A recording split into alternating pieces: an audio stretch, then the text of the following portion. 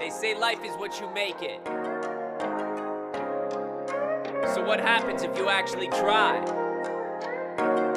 What if you actually tried to get your mind right? What if you actually tried to live the high life? What if you happen to die cause life is finite? What if you actually tried to live your best day ever? What if you actually tried to get your mind right? What if you actually tried to live the high life? What if you happen to die cause life is finite? What if you actually tried to live your best day ever? What if you actually grind out when the time's right? What if you actually blinded by your hindsight? What if you actually find out what defines life? What if you actually tried to live your best day ever? I'm getting 1% better every day. I'm getting 1% better every way. I'm waking up every day to a sunny day. No matter what the weather say, life is like a record, so just let it play.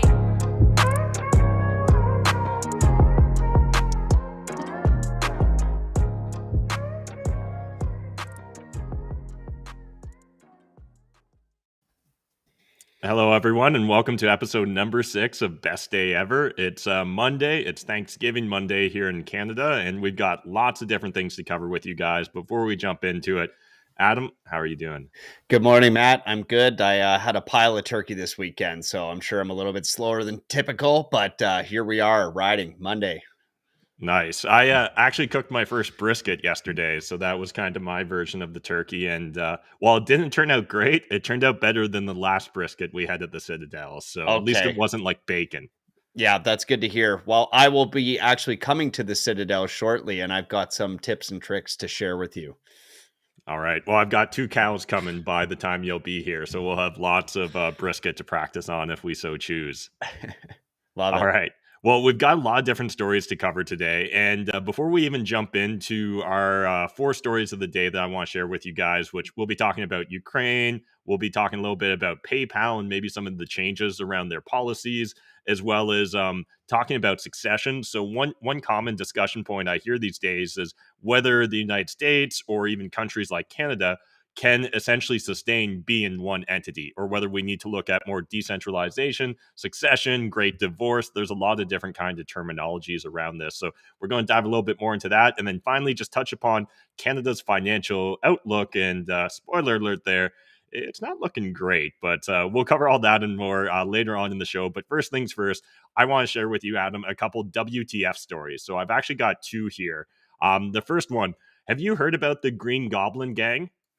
No, I mean, I was a pretty big Spider-Man fan back in the day. All right. Well, this is going to be a different Green Goblin than you likely remember from your Spider-Man days, but I'm just going to pull it up here quick and we can check it out. This is courtesy of Louder with Crowder's website. And it's fascinating to me that we're at this moment in history or time right now where essentially people are dressing up in these, and this is a group of women here, dressing up in these suits and essentially just robbing people. I believe it was on one of New York subways. So there's a little video clip we'll play here. It's not overly important. I think you get the gist of it the moment you see anything that's going on here, but literally a handful of ladies have dressed up and kind of like the Green Man suit, right? That people will often wear to sporting events or things of that nature. And they're essentially just robbing other women in what I'm going to call broad daylight here on the subway. Other people are just sitting down. And honestly, like, have you ever thought to yourself, Adam, like, what would you do in that situation? I've never actually like witnessed or been part of like a robbing. So I can't actually say definitively I know what I'd do, but I'm pretty sure at a minimum, I wouldn't be sitting and chilling like this dude is here, right? Like, he's just like, he's 4 seats away from anarchy. And yet, like, he's so used to it that he's just like, I'm just going to do me. I'm going to sit down. It's maybe been a long day. So I guess first thoughts on the Green Goblins, and then any thoughts on how you would actually react in that situation, Adam? Yeah, I mean, obviously, if you hadn't told me these were women, I might not have guessed just based on their physiques. But, thinking about it, just hot take, I'm not sure what my reaction to this would be in person. Like, obviously there are multiple of them, right? So you have to commit if you're going to commit to standing in front of this. But I also feel like if you got a little bit of inertia behind being like, hey, we're not doing this today. You could probably shut this down really quick. Just by getting, you and maybe another person or two involved, you could definitely break this up. Like, it seems obscene that like this guy's like on Tinder or something right now. He doesn't even know that these guys are getting robbed. He's But just trying to match with one of them. yeah, He's but if like, I that like was assertive men, women. oh Jesus, if that was men though, honestly, Matt, I think you would be best to at least like, call for backup in this situation. Like, hopefully there's security or police presence at one of the train stops. And so perhaps you could get the train to stop somehow. But 3-on-1's never good numbers. And let's not forget too, women can pack a punch, dude. You don't want to get hit by one of these girls just because, but you obviously don't want to stand by as an innocent bystander gets mugged or something in front of you. That's brutal. Yeah, and again, I think there is an additional layer of the dynamics here because it is women. At the same time, I'll agree with you, Adam. None of these ladies are lightweight, so I think they probably could throw a decent punch. Again, I've got no idea how I'd react, whether it was women or men robbing another person. I'd like to think at a minimum, I would be looking towards my fellow passengers, trying to be like, okay, we're all against this, right? Like we'll all just stand up at the same time and at least socially norm or pressure them into ceasing and desisting, or at least not expanding the number of people they're going after. But one other quick story I want to share here, and I just found this to be a really interesting infographic. I love charts and anything that can take complex ideas or complex sets of data and kind of distill it down into a concise little summary, right? And again, we sometimes lose a little bit of the nuance there, but I found this fascinating just looking at, crucially, 1971 is the year Richard Nixon declared the war on drugs as central to his war on crime. By no coincidence, this is also the year where the U.S. begins a dramatic rise in mass incarceration, from approximately 300,000 incarcerated in 1971 to 2.3 million by the mid-1990s. As you can see here, if this was your revenue chart as a company, you would just be elated, right? You would be like, oh man, we're going to the moon here. These are some fantastic results. And I'm sure that this worked out really well for some of the private detention centers that operate in the United States. But it just seems very telling, right? We see a very slow kind of linear progression here up until the 1970s from 1920, and then a dramatic increase. Any hot takes here you want to share, Adam? I mean, it looks like Tesla stock or something, or Apple stock over a long enough time period. But I don't think it made our show today, Matt. But I do believe I just read, or at least saw. Now, I've done no research on this, so please fact check me if you're watching this at home. But I do believe Joe Biden just mentioned that he may or may not be pardoning all people with records for possession of marijuana. Yes, sort of, kind of, with a big Maybe? asterisk. So, okay, I've just read the headline. Yeah, so I've done a bit of a deep dive in this, and I know that there was other kind of citizen journalists that have done better explanation. So I encourage you guys go down those rabbit holes if you really want to understand here. But if I understand correctly, this is essentially not going to result in people getting out of jail. This is going to be This is just your criminal record, right? Yes. And again, it turns out a lot of people don't just get charged with mere possession. Sure. There's often an additional charge there. So again, my understanding is the net result is that this is all smoke and mirrors. Essentially, this is politicking and not actually going to result in people's lives being for the better, or the vast majority of people that find themselves incarcerated because of crimes associated with marijuana or cannabis. It's almost like there's a midterm or something coming. Yeah, it's almost like almost like that. The imagery is more important than the substance here. So okay, that's kind of what I took away from it. But it could be worse. They could have decided to double down and make it twice as bad on your record. So I mean, there's that at least. There are some very incriminating speeches of Biden back in the day talking about people who use drugs. Wouldn't want to be Hunter in this situation, I guess. Yeah. Well, actually, if you're going to be a drug user, you almost guaranteed want to be a hunter, because it seems like you can almost walk through any charge. But before we get into the four main stories of the day, let's quickly cover some of our daily recommendations. So the idea here is just to share with you guys anything we're currently enjoying, anything we're vibing with or learning from. And today I've got kind of just you're not going to really learn anything from this, but there's another new Disney Star Wars TV show out called Andor. I've kind of consumed haphazardly a couple episodes of different Star Wars TV shows that have came out recently. None of them really hooked me, right? Even Baby Yoda wasn't enough to really make me commit to a Star Wars TV show. What? But I'm actually really enjoying Andor. I think it's the best one I've been exposed to so far. We're only a handful of episodes in, but if you guys are looking for a new TV show to binge, I think you could do worse than Andor. So check it out if you're so inclined. Wow. And if you just missed on Friday, everybody, we had our movie night episode where we discussed some of our favorite films. And I'm honestly a little bit surprised to hear that Mandalorian wasn't up on your list of Star Wars content, because I personally thought it was the best Star Wars I've seen in a long time. But my content binge that I've been doing lately has just been getting caught up on Joe Rogan. He actually just had Roger Water from Pink Floyd on there, which was interesting because he was talking actually a lot about the Russia-Ukraine conflict and talking about how perhaps there's more there than what meets the surface to the average American.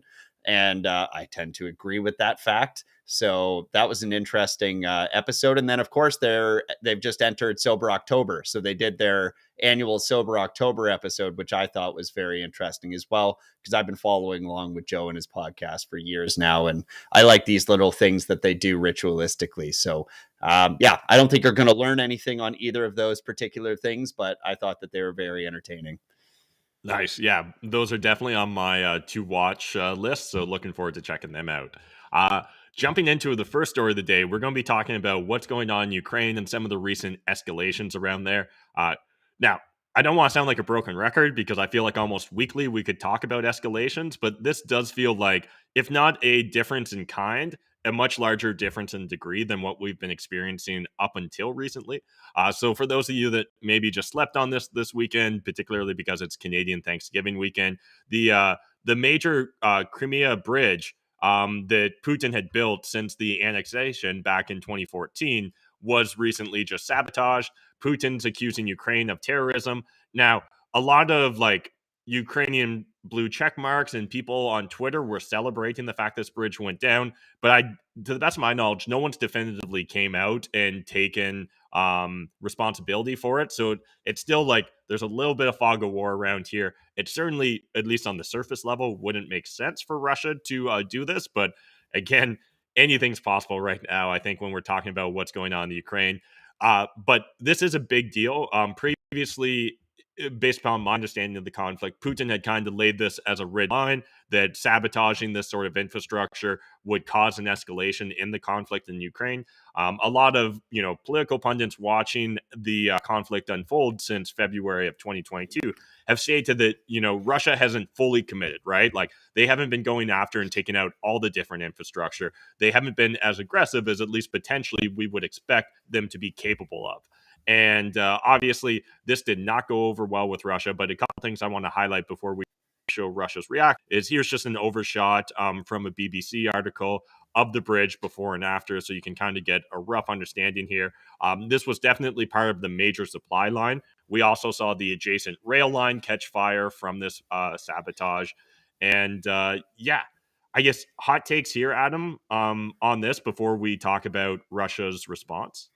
Yeah, I mean, it very clearly appears to be a extremely strategic supply line. And so, if you're asking yourself who would do this or who would be incentivized to do this, I think it's pretty obvious.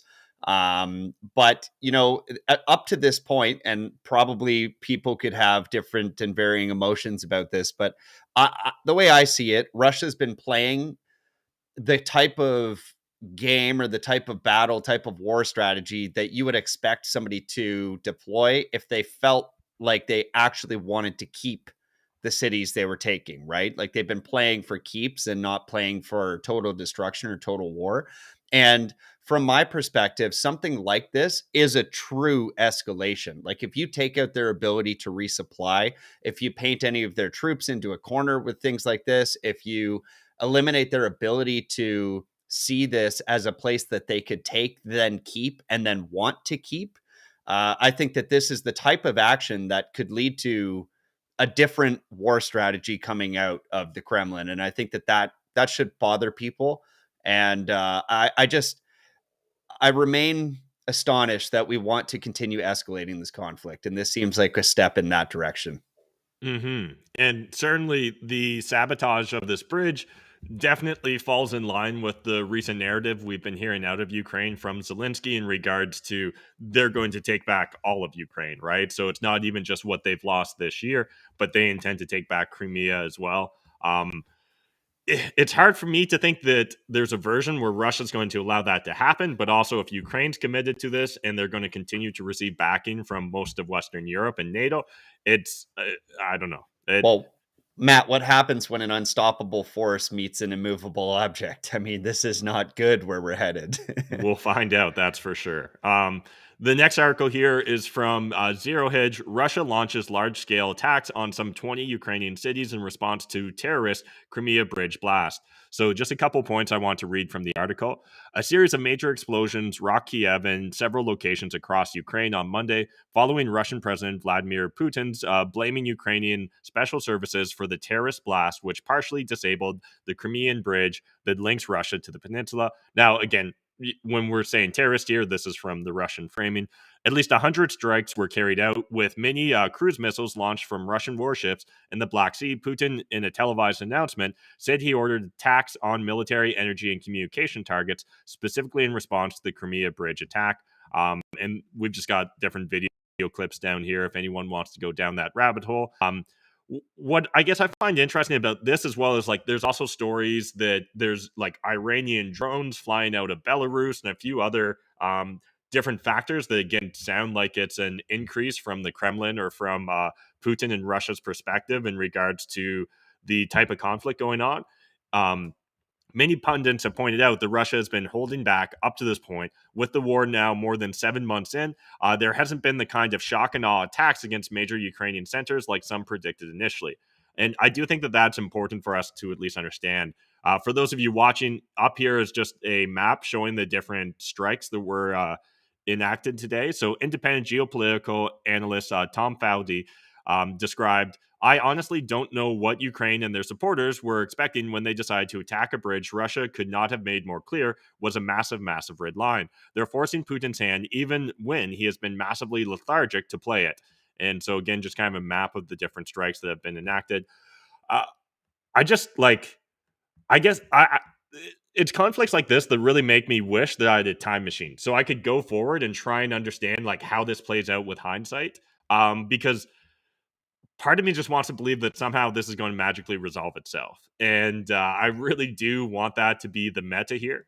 But at the same time, it just feels like both sides are so entrenched. It feels like there's a continuous narrative of like no negotiation from the West perspective. Again, for those of you that are, Ukrainian or strong Ukraine supporters, I get why you wouldn't want to see some sort of compromise because Russia was clearly the aggressor, starting this conflict, right? Really turning it into a hot conflict where before it kind of been like a brewing conflict that hadn't fully boiled over into full out like war conflict. So, any other thoughts here you want to add, Adam? I think the thing that is most terrifying about this conflict is the historical level of hatred. I think from both sides. And, I had the pleasure of attending Thanksgiving this weekend with a few real Ukrainians, and it's to me that level of hatred where we're not asking critical questions and we're not critically thinking because we're beyond that and our emotions are in the driver's seat. I think that's where we're most at risk to see this escalate to something that is harder to take back. And I think that's what is most frightening about this type of conflict. And when I see this type of strike happen, it's just you can't take it back, right? Once those missiles are launched, once you've decided to take that step, it's just both sides now have to double down. And that to me is very troubling. So yeah, hopefully we can move on now into something else because that is a freaky a potential eventuality if those guys continue to escalate their conflict. And like again, for me, like even if I was to ignore the human cost, right, the impacts on Eastern Europe and Ukraine in particular, it's also just hard to know how the markets are going to react to these things, right? Between constant concerns about inflation and whether central banks will ease up on quantitative tightening and increase in interest rates, we've also got this geopolitical nightmare going on in Europe. And it really is difficult to know whether we're on the brink of all out chaos in the financial markets or whether we're going to somehow find a soft landing in regards to it. And you can't look at just any of these things in isolation, right? Like, it really does require a full macro perspective. But switching gears and maybe getting a little bit more honed in on a specific story, this one actually, like, this one triggered me. I'm not gonna lie. I was very worked up about this article or this story when it originally broke. We kind of shared it back and forth in a private Telegram chat that we're in, and literally when Dan shared it with us, I was actively reading the article, which just tells me, how I guess how important I think this story is. Now, we've seen PayPal walk it back a bit, but in case anyone missed it, PayPal essentially threatened a $2,500 fine for promoting any sorts of misinformation. Um, Now, they've kind of walked that back and said, it's more about promoting discriminatory or intolerance. But we've covered this previously last week in a story about the Ukraine, the UK, and the English police essentially becoming thought police in England. And this just seems like a step further down the line of getting into social credit scores, in my opinion, when you've got private organizations that are able to find customers of theirs as they see fit. So, again, let's just get right into this. According to the updated PayPal user agreement, the company states that each violation could result in liquidated damages of $2,500 per violation, which would be withdrawn directly from their account. One of the violations listed, according to the agreement, is that users may not use PayPal services for activities that involve the sending, posting, or publication of any messages, content, or materials that in PayPal's sole discretion promote misinformation. Now, I've got this archived. I think this was the original post about the acceptable use policy. It has, I think, been updated since then, but I literally just have kept up this tab and haven't refreshed it because I wanted to save it for the show because I assumed it was going to disappear. But I'm just going to read exactly what they say here in the first paragraph. You are independently responsible for complying with all applicable laws and all of your actions related to your use of PayPal services, regardless of the purpose of the use. In addition, you must adhere to the terms of this acceptable use policy. Violation of this acceptable use policy constitutes a violation of the PayPal user agreement and may subject you to damages, including liquidated damages of $2,500 US per violation, which may be debited directly from your PayPal accounts as outlined in the user agreement. Now, if this just happened in isolation and none of the rest of this year had played out, this would be extremely upsetting to me. But when you kind of couch it or look at it in the context of earlier this year, we saw the give send go hack, right? We saw GoFundMe essentially kick off the protesters in Canada around the Freedom Trucker Convoy protests. We saw eventually the Emergencies Act enacted here in Canada. In fact, this week is when we're going to start to see the trial going forward, exploring that. Justin Trudeau, I believe, will actually be speaking at that hearing as well. So that's going to be fascinating. I know there's some controversy where people have kind of questioned his motives or his desire to actually speak on it. I hope he incriminates the hell out of himself because I really do believe that what he did with enacting that Emergencies Act caused a lot of the Canadian population to really lose trust in their politicians, in the political system, and in the banking system. And I think actions like what PayPal's proposing here, again, are very powerful and should cause a lot of us to really call into question whether we can trust these individuals. And what was interesting, one last piece before I open it up to you, Adam, David Marcus, who previously worked for PayPal, was kind of hinting that he wanted to speak out about this. We also had Elon Musk jump in, right? One of the founders of X.com that became PayPal.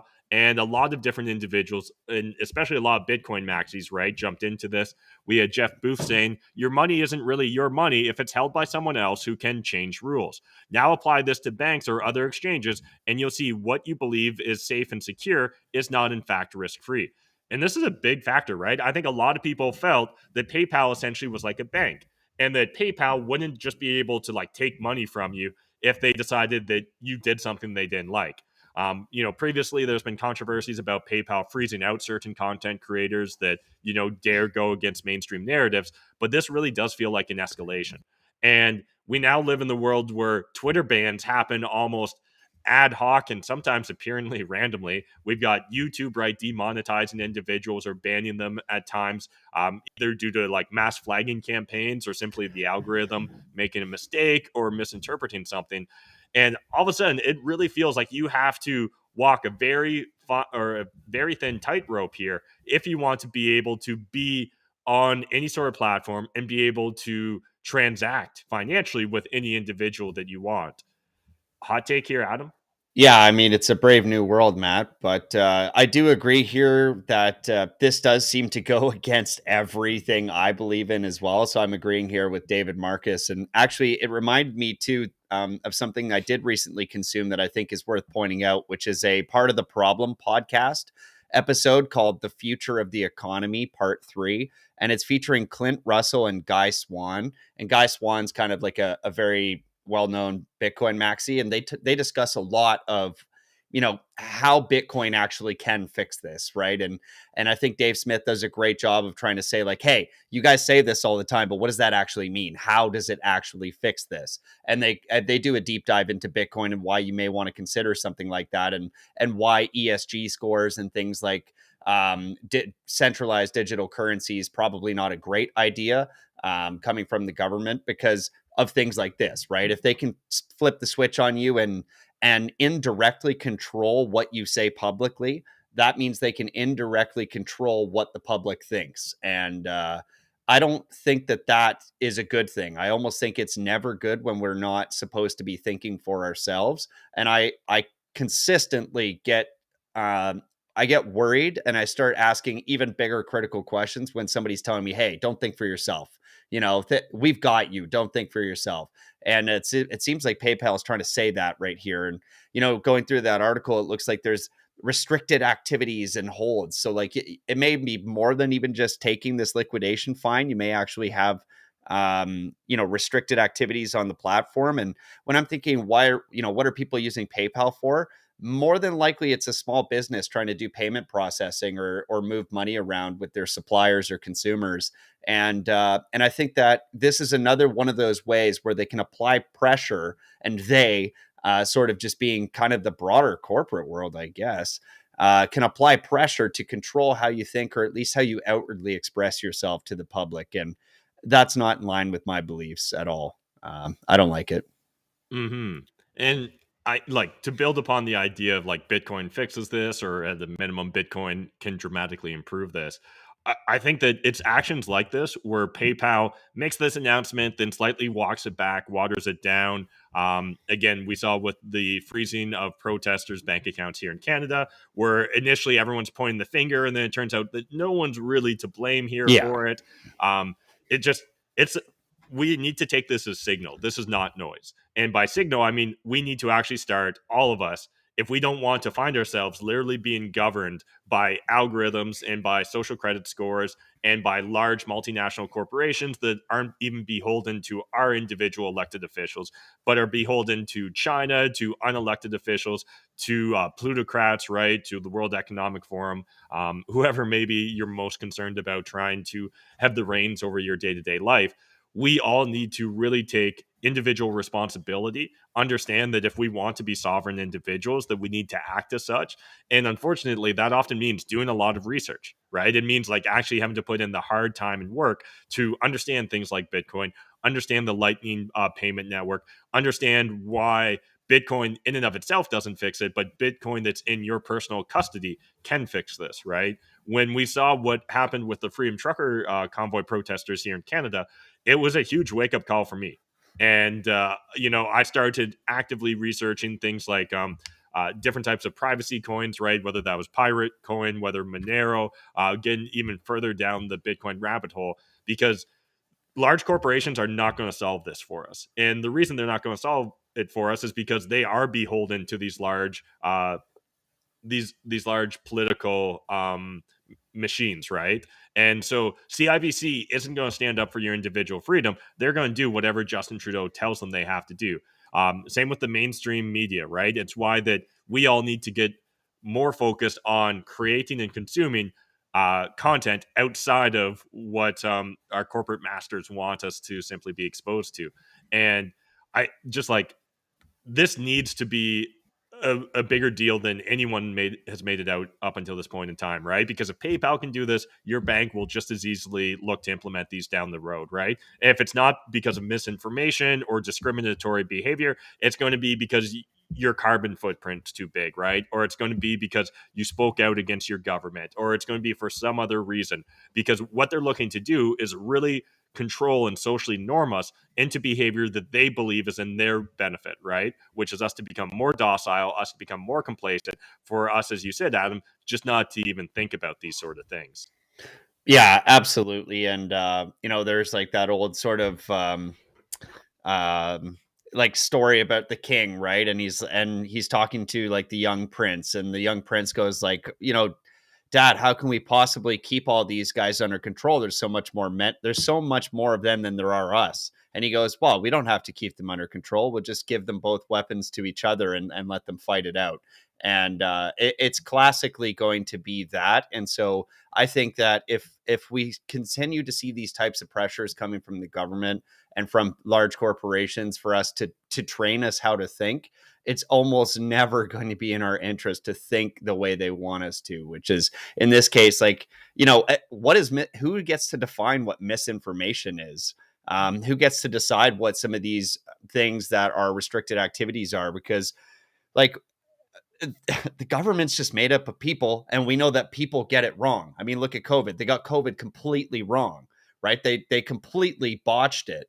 And 2 years later, we're still seeing the effect of the rules that they made under botched information. And so I can't believe after all of this, companies still think that this is a test they should run. Because when I see this, like, I'm not going to use PayPal now. There's no way I'm going to use PayPal. So I have to look for other alternatives. And thankfully, there is still a relatively free market, and we have substitutions available to us and competitors available to us. But I really do think that that's where we're headed. I think that we're headed to a massive, massive, massive change in government and change in politics to the right, and probably the far right. And I think with that, I hope that with that comes a little bit more, less this. This is what I want less of. And I think that people are going to be voting for this in the future. And I think we're going to see almost overnight a switch flip. And I think the whole world is going to go conservative overnight. So I'm interested to see what happens when that occurs. Does it actually become more free? Does government actually get a bit smaller? Do things actually change? I don't know. A lot of people will say the conservatives conserve, right? They don't actually ever take things back. They just conserve what's there. And I think that that's a fair argument too, which I have worries about. But I'm hoping some of this sentiment changes. And one of the things that gives me hope is that I think that comedy, and this sounds silly, but comedy has been changing over the last year. And I think we're getting back to a point where comedy can acceptably make fun of the things that we know are silly and ridiculous right now as part of our society. And I think that they're actually a big canary in the coal mine.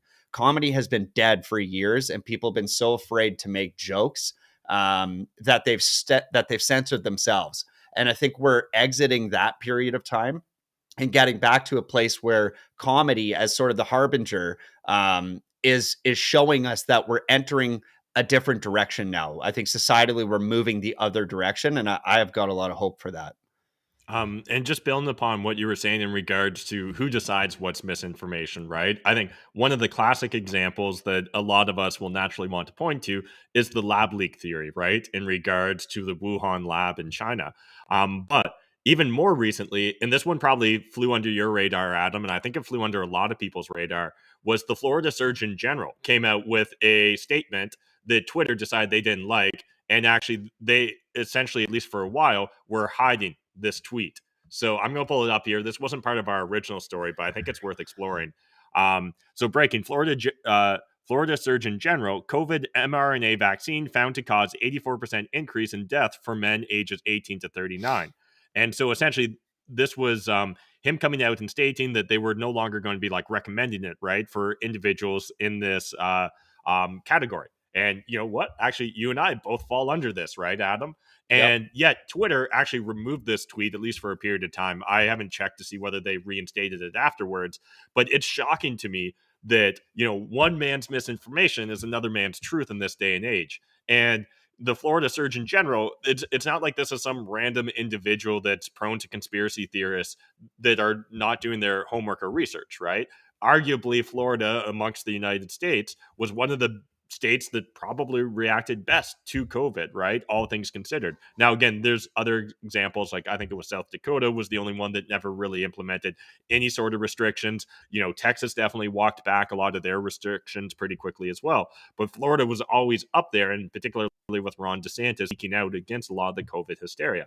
And it's just shocking to me because, again, technically Twitter saw fit to remove this tweet from the Surgeon General.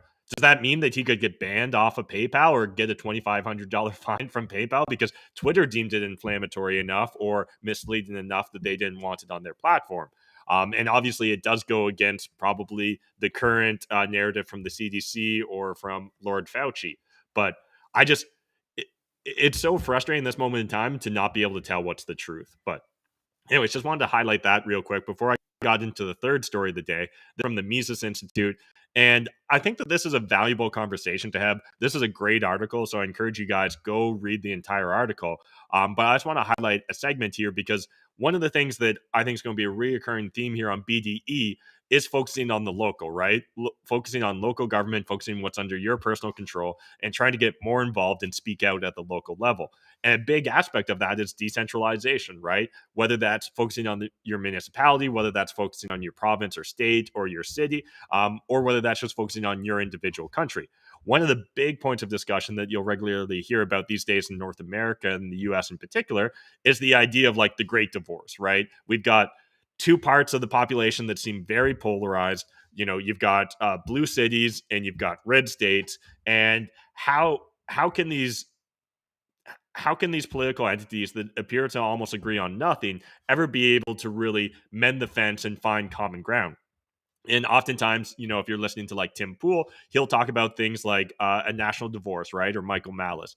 And I think a lot of people get lost in what would succession or focusing on smaller states or smaller political entities actually look like. I think this article does a good job of at least highlighting why it's important we explore these ideas and what some of the benefits we could personally experience if we were to focus on more micro states. I personally, again, this is a thesis from The Sovereign Individual, which is a fantastic book. In The Sovereign Individual, they kind of hint at and explore the Venice model and city states and people focusing on moving to jurisdictions that are in alignment with their personal ethics and morals. And I think the best way we do that is by having smaller states. So the international system we live in today is a system composed of numerous states. There are, in fact, about 200 of them, most of which exercise a substantial amount of autonomy and sovereignty. They are functionally independent states. Moreover, the number of sovereign states in the world has nearly tripled since 1946. Because of this, the international order has become much more decentralized over the past 80 years, and this is largely due to the success of many succession movements. The new states are smaller than the ones that they came before them. However, and this all reminds us that there is a basic arithmetic to succession and decentralization in the world. Since the entire surface of the world outside of Antarctica, of course, is already claimed by states, that means when we split one political jurisdiction up into pieces, those new pieces will necessarily be smaller than the old state from which they came. And now that maybe sounds like self-evident, but again, when people are actually exploring these ideas, I often find people struggle to think about America becoming more than one individual political entity. Now, before we go further, I know my audience here, so there's no need to come up to me afterward and say, well, states are bad, so the correct size of states is that they don't exist at all. And again, I also would agree with that sentiment, but I get it. I agree that's the end goal. Moreover, political communities don't have to be states at all. They could be other types of non-state polities, but that's all for another speech. Further on in the article, he goes on to explain, on an instinctive level, then, many people recognize that something more local is necessary. Part instinct, radical decentralization in the form of many diverse polities has been the norm throughout human history. Even in the days of the Roman Empire, which viewed itself as having universal jurisdiction, the Romans never subjugated the Persians, the tribes of Northern Europe, the Chinese, or the kingdoms of sub-Saharan Africa. The Romans didn't even know about the Americas. The world has always been politically decentralized. Yet, ignoring this, many people continue to insist that adding a new country to the large group of already existing countries would somehow bring on anarchy. Here's the thing, though. The world is already in a state of anarchy.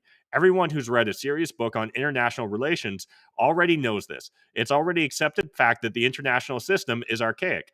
There is no final arbiter of law or policy internationally. There is no global monopolist. and God willing, there never will be. So creating anarchy is hardly a danger, it's already there. How many independent polities should there be? How big should they be? That's probably the harder question we must overcome with many people. So, just to get started, when we're going to engage in the thankless job of pushing succession, we have to make the case that smaller and more numerous states are better for the world. From the perspective of enhancing freedom and free markets, we can see three key ways that smaller, more numerous states are better. But let's also look at the empirical evidence while we're at it. I'm just going to hit on these high level here, guys. But one, smaller states allow for more choice and more opportunities for exit. That second part is really a key aspect here, in my opinion, opportunities for exit. So the first reason that smaller states are beneficial is that they offer more opportunities for exit. This in turn makes states more inclined to respect property rights. So again, understand, if you're not able to have freedom of movement, if you're not able to have an alternative option to choose in regards to where you live or whose jurisdiction you fall under, well, then it's really hard for you to increase your degrees of freedom there, because that's naturally going to lead towards more and more centralization. There's a great quote here from Lou Rockwell.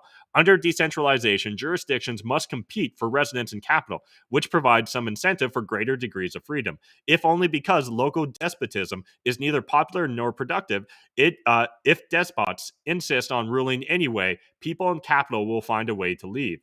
And this is an important aspect, right? The idea that, you know, productive individuals of society, they will atlas shrug your ass if you're too restrictive, right? They will choose to try and find other jurisdictions or create new jurisdictions in order to have more degrees of freedom so they can be more prosperous, so they can be more individually independent. Point number two here. Two, reducing the size of states offers a solution when democracy and constitutionalism fails. This is a big one as well. A second benefit of small states is that they offer a solution when constitutions and democracy often fail to protect minority rights. We often encounter the argument that the size and scope of states don't matter so long as there are elections and there are words written on parchment somewhere saying that the government crossed my heart and hope to die will not violate our rights. It's great if that works for a time, but it quite often fails. And this to me even leads towards the classic quote, I think, from John or Thomas Jefferson or Ben Franklin, that every generation needs a revolution, right? We need to constantly be ever vigilant if we want to actually be free, right? If we want to actually live in a free state, because states tend towards corruption and centralization. The third point here in the essay is three, limiting the power of aggressive states. Finally, a third reason for opposing large states is that large states tend to be the most dangerous ones. On this, Rockwell writes, tyranny on the local level minimizes damages to the same extent that macro tyranny maximizes it. If Hitler had ruled only Berlin and Stalin only Moscow, the history of the world may have been considerably less bloody. Large states are playgrounds for despots and dictators, while small states provide fewer opportunities for ambitious politicians to spread their mayhem beyond their local communities. So again, really a great article. I encourage people to spend some time and really explore all of that, but just high level.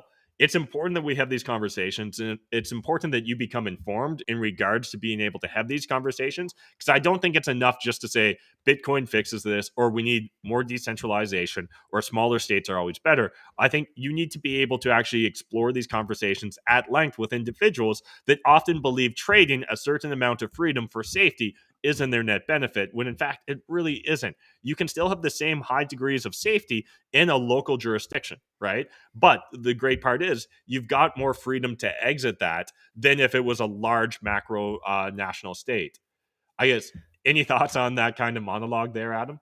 Yeah, I mean, I've obviously maybe one of the contributors to us starting this show is like I've felt very I felt as if I have not been at all represented by our very large government for at least a few years now, and I feel like my voice is not really well heard in the same way that it could be in a much smaller group or much smaller setting. And I think that to me just rings like naturally true. But I love reading articles like this that actually detail and really think it out and flesh out the idea so that you can, think critically about like, okay, that inherently sounds right, but is it going to actually play out? And actually one point that you didn't discuss that is in this article that I think is genius is just the issue and ability of a large state to wage international war.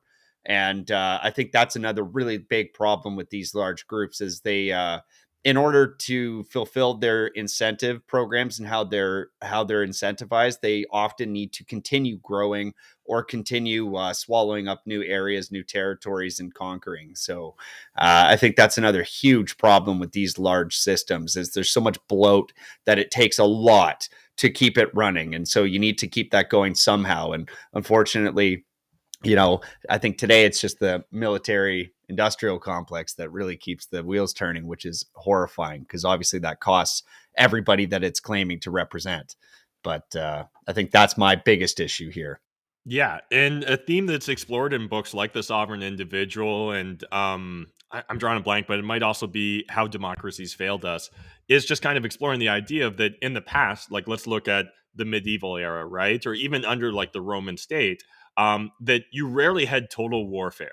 The type of total warfare that we see playing out right now, even in the Ukraine, or a better example would be, think of World War II or World War One.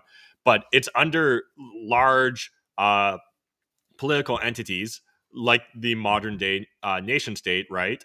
Where with the advent of fiat currencies and things like that, they can actually stretch out and consume a lot more of the economy towards the means of war. Where in the past, in the medieval era, like if you didn't have the gold to pay your mercenaries, they probably just weren't going to fight for you.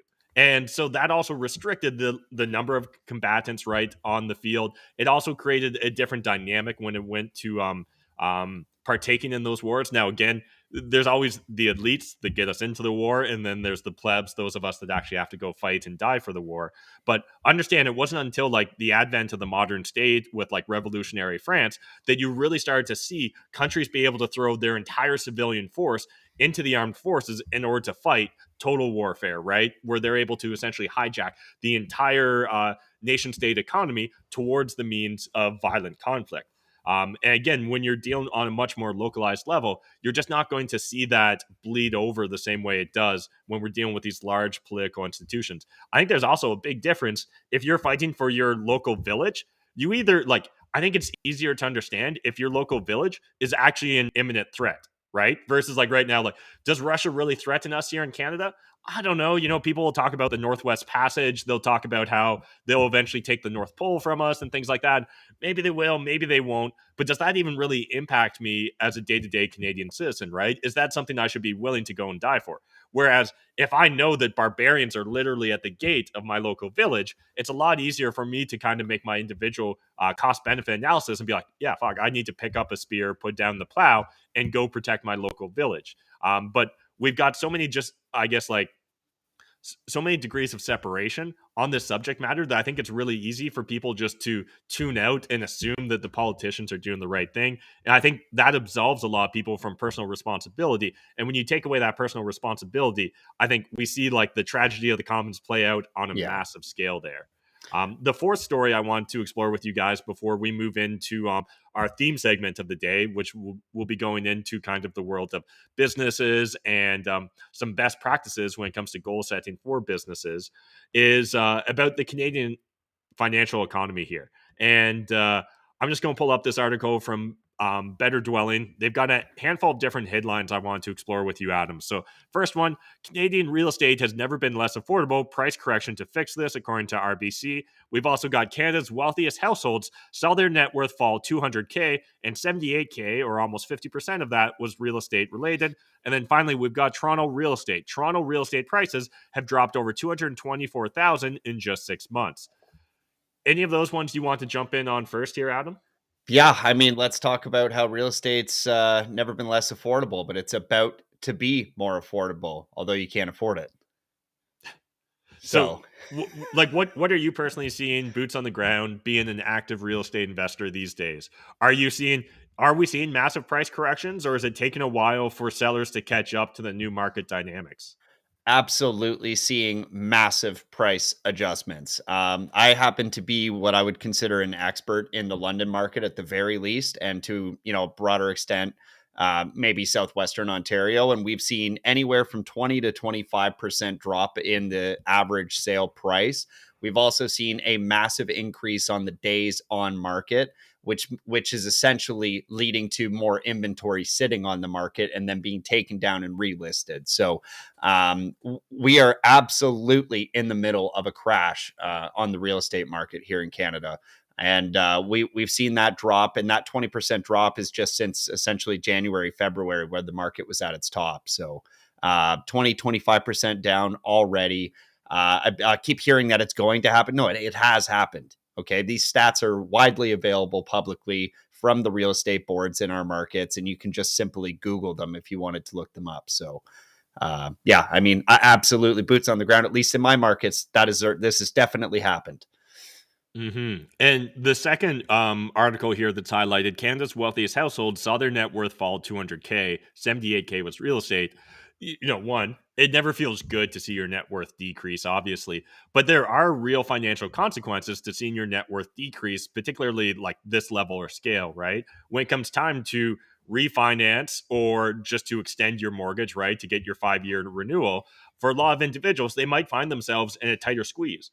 You may have previously had 25-30% equity in your home, whether it's a rental property or your personal residence, and now you may find yourself with below 20% equity. If you're shopping around and hoping to go to different banks when it comes time to renew, you may find yourself having to make up the difference in that equity in order for the banks to be willing to grant you that mortgage. Now, with a lot of like auto renewals and stuff like that, I'm going to guess a lot of people right now today can still just kind of slip through the cracks, even if you've lost a chunk of your equity. But it definitely is something to be going eyes wide open into, right? As well, if you've only been dealing with like one bank in regards to a handful of investment mortgages, oftentimes in order for them to give you your third, your fourth, your fifth, your sixth mortgage, they're not only looking at the ability for that property to self-service or your debt service ratios, they sometimes also wanted to see a net worth buffer, right? They maybe want to see $100,000 in liquid assets, or they want to see a personal net worth of $500,000. And if all of a sudden your stock portfolio has been beaten down, if all of a sudden you've lost a bunch of equity in other properties you hold, you may find yourself at a disadvantage when it comes time for renewing that mortgage. So I guess one quick tip I would share with anyone here is if you think that you've seen the value of the property you own decrease in value, if you know that you've got a mortgage renewal coming up in the near future, be very proactive with this, right? Understand that oftentimes you can get rates locked in well in advance of when you actually are going to have to renew that mortgage. Understand it's much better to go into these sort of situations or conflicts eyes wide open rather than discovering at the 12th hour that like, oh shit, I actually don't have any equity here. The bank's not going to just automatically rubber stamp and renew my mortgage. Anything on that, Adam, or any other best tips or practices you'd want to share with the audience in regards to positioning yourself in these kind of volatile financial times? Yeah, I would also strongly caution against making any large purchases during this time. If you are coming up for renewal, it is very possible to have pre-approvals and things like that prior to making a large purchase, and then making that purchase. Say, for example, a boat, an ATV, a new car. Financing a bunch of furniture or something like that. I don't know what it might be for you, but we have absolutely seen that lead to mortgages being canceled. Okay. So when you get that pre-approval, when you get your essentially your offer from the bank, you have to keep that in good standing. And so it's certainly possible to have that be reneged on you. And if that does happen, there's obviously alternatives. Okay. There's typically an A or a B side kind of lender where you could get alternative financing. But this is something you should do your best to avoid, because at this point, those rates are starting to get way, way, way expensive. And they're also qualifying you, right? Because we have the stress tests on our mortgages here. So the rates at which they're qualifying you at are considerably higher than what you're even seeing as the posted rate. So it could definitely affect your affordability. So I do think it's interesting. They're saying, this big price correction is going to make everything more affordable. And then the next headline's like, yeah, but you actually can't afford it because you've just lost, 20% of your net worth. And so that obviously has major effects. And I guess the other thing too is, guys, I would be holding cash right now. Personally, myself, I would still be very conservative with my buys at this point. I think if there's not any more downward pressure left, then we could still trend at least flat for a while. And so I'm not feeling extremely bullish right now, just with the broader macroeconomics of everything, right? So I would just exercise a bit of conservatism. Perhaps look at your savings rate, look at any discretionary spends right now, and just insulate yourself, right? I think it's best to be prepared when we're heading into like really uncertain times. And I don't mean like uncertain how JT's been saying it on the news for the last 2 years. I mean like actually uncertain. We don't know what's going to go on economically, and it can have real outcomes. And I just, it's too bad because I don't recall his name, but the finance minister for Canada, I do believe it was him that was just saying a day or two ago that they're very committed to continuing to sort of stay on top of inflation. And so we might still see another couple interest rate hikes. So I would be just at least caution that, right? Be that was prepared. probably like a Bank of Canada person or something like that. Chrystia Yeah. Freeland is our current finance minister. Oh, So it wasn't for a her. moment there, you got me No. excited. I was like, did she secretly get fired?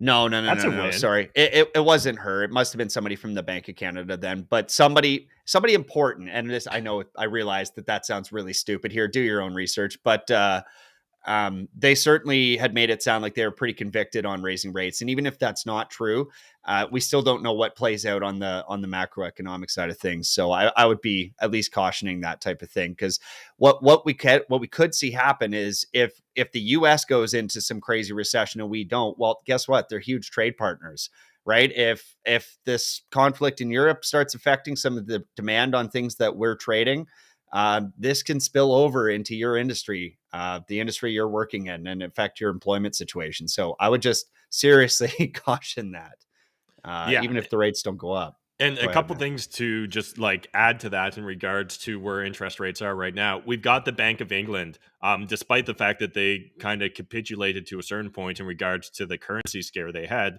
It sounds like they are acting still very hawkish in their sentiment. So it seems like they still intend to move forward with additional interest rates. They're still saying fighting inflation is one of their primary objectives right now. We've also got last week we were talking about how the financial markets reacted to the positive job numbers, right? And you're seeing it come out here in Canada as well. And that's actually taken as a negative sentiment to the economy, right? Because it's a signal that presumably central bankers will continue to aggressively increase interest rates. So it's really, we're at a weird moment in time where what would normally be framed as positive news for the economy can actually be interpreted bearishly, because that's believed to lead towards less quantitative easing, more quantitative tightening, and an increase in interest rates. It's just a really interesting moment in time to find ourselves in when trying to track what's going on macroeconomically. But that's kind of it for today's last 24 in regards to news.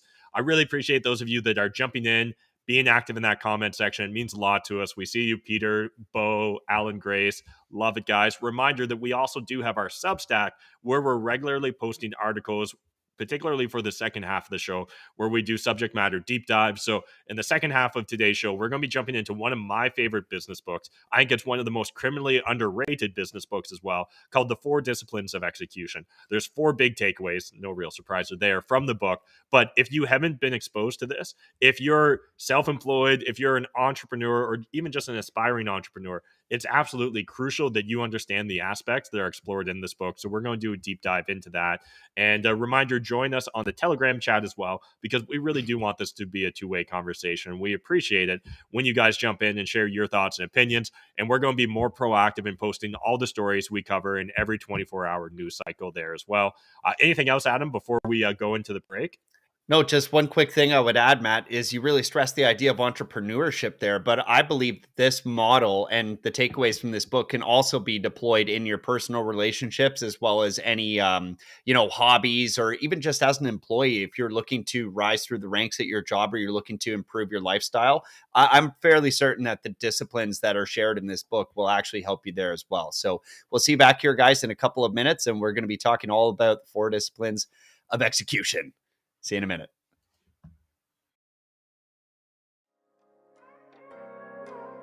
They say life is what you make it. So what happens if you actually try? What if you actually tried to get your mind right? What if you actually tried to live the high life? What if you happen to die cause life is finite? What if you actually tried to live your best day ever? What if you actually tried to get your mind right? What if you actually tried to live the high life? What if you happen to die cause life is finite? What if you actually tried to live your best day ever? What if you actually grind out when the time's right? What if you actually blinded by your hindsight?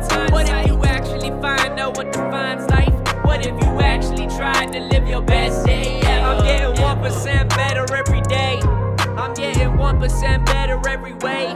I'm waking up every day to a sunny day. No matter what the weather say, life is like a record, so just let it play. Educate, motivate, entertain and demonstrate. Health, wealth, relationships and legacy we elevate. Every day is what you make it, so don't take it and waste it. Never too late to save it. Remember, roses grow from pavement. Let me break this down to layman's. Just wanna live outrageous. Build my way to greatness. Gotta speak my truth and face it. Hear the basis lies. Gotta challenge it and break it. Take a shot of truth. Chase it with some motivation. The best day ever. The best day ever. We gon' squad up. Have the best day together. Best day ever. Best day ever. We gon' squad up. Go harder than any weather. What if you actually tried to get your mind right? What if you actually tried to live the high life? What if you happen to die cause life is finite? What if you actually tried to live your best day ever? What if you actually tried to get your mind right?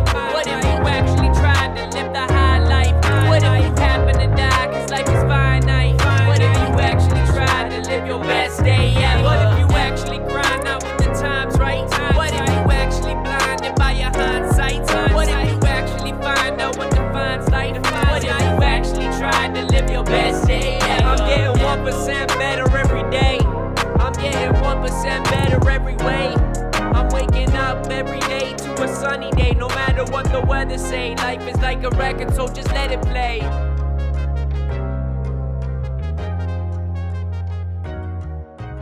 Best Day Ever Media. Song by Dan the Lost Boy. All right, we're back. The second half of the show. Really excited to jump into this. And a reminder, if you guys are new to Best Day Ever Media, one, that's not a surprise. This is only episode number 6. But a quick reminder, we're doing 5 days a week, weekdays, Monday through Friday. Live shows. The first half, the first hour of the show is really just us covering, stories that have happened in the last 24 hours in regards to politics, economy, personal development, anything and everything in that kind of genre. Second half of the show, we're doing deep dives into different subject matters. Mondays are mainly going to be entrepreneur, personal finance, things related in that kind of theme or genre. Tuesdays, we're jumping more into personal development and health. Wednesdays is politics, history. We're also calling it cheaper than therapy, so that's where we can get into random rants.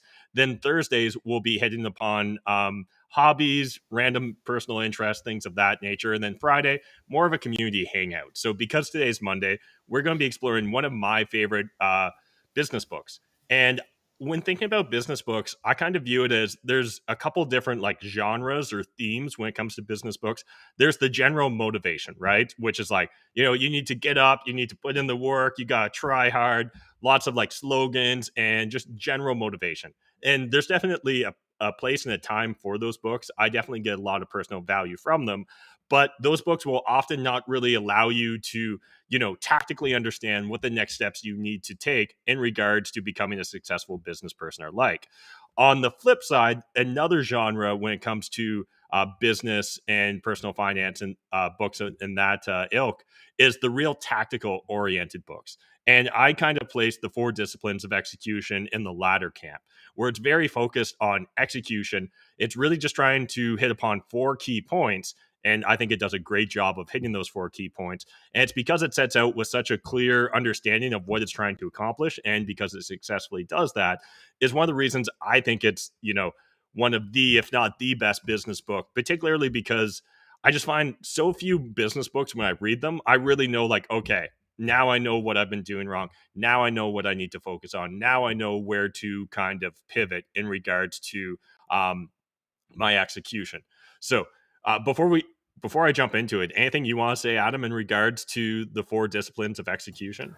No, I think you nailed it right on the head. I mean, this is absolutely a tactical book versus what some might call a strategy book. And I think that this type of book really gives you clear and actionable things to start doing day one, which again, I'm a huge fan of. Like I'm a big fan of like Jocko and guys like that, because they're less about like just generally motivating you and firing you up, and more about like, hey, here's like, in this case, 4 specific things you can do to improve your business today. And I think that this book does a really good job at that. And it's not superfluous by any stretch of the imagination. Every word in this book seems to be well thought out and is well organized. So, yeah, fantastic. I'm excited to dive into it today, Matt. Nice. And I don't think you can go wrong whether you go audiobook or physical book. I kind of lean towards physical book, particularly when we're talking about like tactical oriented books, because sometimes I find it easier to quickly flip to that page or that chart versus trying to remember, what section in the audiobook it was. But you guys do you in regards to it, but I really encourage you spend some time, check it out, because again, I absolutely love this book. I want to share a quote before we get into the actual meat of the discussion. So no matter what you are trying to achieve, your success will be based on 2 kinds of measures: lag and lead. Lag measures track the success of your wildly important goal. Lags are measures you spend time losing sleep over. They are things like revenue, profit, quality, and customer satisfaction. They are called lags. By the time you see them, the performance that drove them is already past. You can't do anything to fix them. They are history. And that's from the 4 disciplines of execution. And this is a big one, right? I think a lot of people, when you start out as an entrepreneur, when you start your small business, whatever it is, or even just get into becoming a real estate investor, you often kind of know the direction you need to head in, but rarely do you understand, okay, this is what I need to do in order to get what I want to achieve. A lot of people will say, I want to do $1 million in sales my first year. I want to buy 10 properties as a real estate investor. All those are signs of lag measures. And we're going to get into what exactly makes a lead and lag measure in a second. But the way the book's framed, it first starts off with WIGs. And WIG stands for wildly important goals.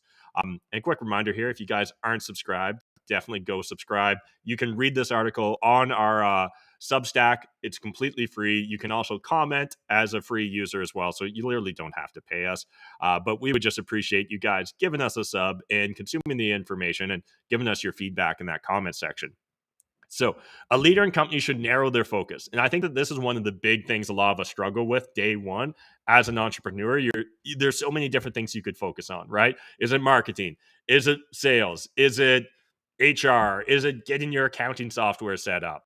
And so by dialing in what a wildly important goal is, it really allows you, whether as an individual or a team, to figure out what's 1 critical or 2 max, is the way the book frames it, things that you want to accomplish. And failing to achieve this goal will make all other accomplishments seem secondary. So again, we're really focused on like, what's the big domino, as Tim Ferriss often recommends? What's the domino I can knock over that then causes a bunch of other dominoes to be knocked over as well?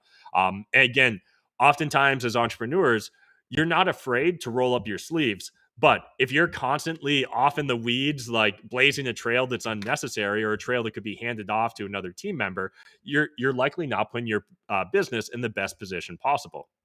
So ideally, 80% of your team's time is spent on day-to-day operations.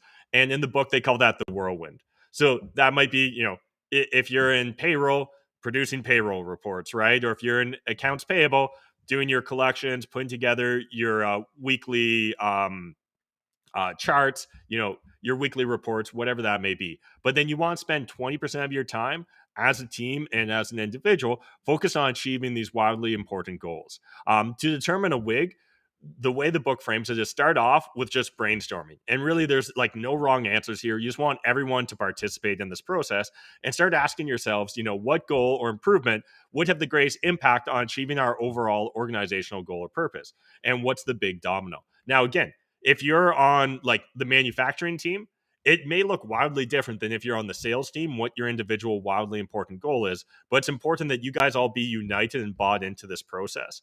So a handful of rules the book shares that I find very useful when it comes to developing an effective WIG is max 2 goals. So again, you don't want to divide your time trying to achieve 10 or 20 different goals at once. These are supposed to be big goals, big dominoes that will knock over other subsequent goals. Then figure out what battles chosen will actually win the war, right? So again, a wildly important goal must serve the organizational goal or purpose. So you need to make sure that whatever WIG you're setting out for your team or your department is still overall in alignment with the greater organization. In that regards, you don't want to be going in one direction when the rest of the company is going in another direction. Finally, the team must be part of the goal setting process. And the reason this is so important is because you want individuals on the team to actually be bought into the process. So they need to believe in it. They need to participate in it because they're going to be the ones alongside you. They're actually going to be executing on the different objectives necessary to hit that WIG. And then finally, WIGs must be SMART goals. So again, we discussed SMART goals last week on Monday's show. If you guys haven't spent any time checking that out, go back and watch that. I think it's a really nice primer on what we're going to be exploring in today's book outline, simply because, again, if you don't understand SMART goals, you're going to struggle to really define what that WIG, that wildly important goal, is going to be for you and your team. Now, once you've set out with what the WIG is, you need to start really breaking it down into what the book describes as lead and lag measures. And if there's one takeaway I got from this book, I think it's this one. This one just blew my mind when I really started to comprehend it and started viewing anything and everything that I was trying to achieve through this lens. So understand a lead measure is something that literally leads to the success. So usually when we're thinking about wildly important goals, that's going to be a lag measure, right? So that's something that you get. And as we framed it here with SMART goals, X to Y by this date. So again, what is the thing you actually want to achieve? That's probably going to be a lag measure. So focus on activities that drive results. There are 2 types of metrics that a company can track. Too often we focus on lag measures, which are the results, versus lead measures. So lead measures are the things that are going to actually lead you to that lag measure of success. So a lead measure is predictive. You've got direct influence, or your team has direct influence over it, and you can do this. A lag measure is going to be unpredictable, uncontrollable, and it's something that you get versus something that you do. So lead measure drives results. It's an activity or sub-goal that can be acted upon. A strong lead measure will predict success, the lag measure. The team must have direct control or influence over the lead measure. Lead measure is the domino that eventually knocks over the lag measure. A lag measure describes results. This is what your WIG is. Again, WIG, wildly important goal. That's going to be the lag measure there. And you're going to need lead measures to actually get you to that success. So again, that may sound simple on the surface, but what's really important here is focusing on these lead measures and what's under your personal control. A lot of people, when they first get into sales, it feels like this magical process where you do some things, cross your fingers, hope the stars align, and then someone decides to buy from you. And if you're going about your sales career in that manner, you're not going to have a very long sales career because you're not going to feel like you're actually in control in the driver's seat. Whereas as you take time to break down the process, you can start off with that wildly important goal, the WIG, and reverse engineer the different steps in the processes that actually lead to it. I know Adam and I spent extensive time exploring our wholesaling real estate business and really breaking it down into the minutia so that we felt like we actually had control over the process. Because one of the biggest frustrating parts was bringing on new team members, new wholesalers. They throw them out into the world, see them struggle and fail, and see them not produce the results that they wanted, and for them to feel like they had no control over the process. The moment you feel like you don't have control over the process is the moment you're going to begin to come up with excuses. It's going to become the moment that you start to find reasons why you can't achieve what you want to achieve. Whereas if you spend time to reverse engineer the process and dial in on what's under my control. So when it comes to sales, it's often going to be things like sales calls, right? How many sales calls did you make today? You can't force the other person on that phone call to buy from you or sell to you, depending upon what your sales model looks like. But you can force yourself to call more people. That's something completely under your control. And what we're going to want to do with a lead measure is really isolate and focus on that as one of our key lead measures, rather than just focusing on total revenue sales, right? Because even think about just in your day-to-day meetings, right? Hopefully you're doing daily meetings or at a minimum weekly meetings when it comes to your wildly important goal. And if you are, you don't want to just get up there and be like, well, we made 0 sales this week. It's not very productive. How do you dial in and try and focus on what's under your control in order to succeed there? Whereas if we're focusing on lead measures and it's like, hey, we made 100 calls this week and we only made 50 calls last week. Maybe you got some sales, maybe you didn't, but that's something you can easily benchmark against that, again, is under your control. It's predictive as well, right? You're not going to make a sale without making that sales phone call. So it's something where once you've got complete control over that lead measure, you can now just go and focus on executing. Whereas again, I see so many people when they get into wholesaling or start sales, they literally think it's this mystical process and they just haven't figured out the secret word, the silver bullet that's going to convince other people to decide to buy from them, when really it's usually just a lack of action they're taking in regards to actually getting those results.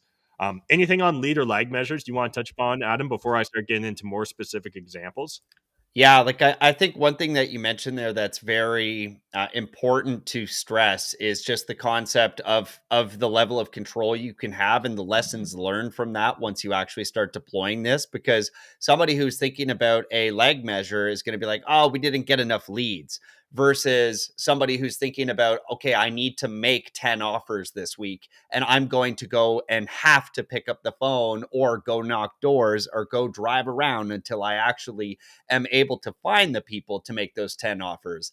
And what ends up happening too, that I've noticed is such a huge benefit from this change in mindset is simply the number of repetitions and how much further you're going to get having learned the lessons of having to push further. Because without looking at lead or lag measures, you may think that something, and I'll take it from the context of our business, you might think that making 2 offers a week was actually a lot of offers to make based on the number of leads you were getting.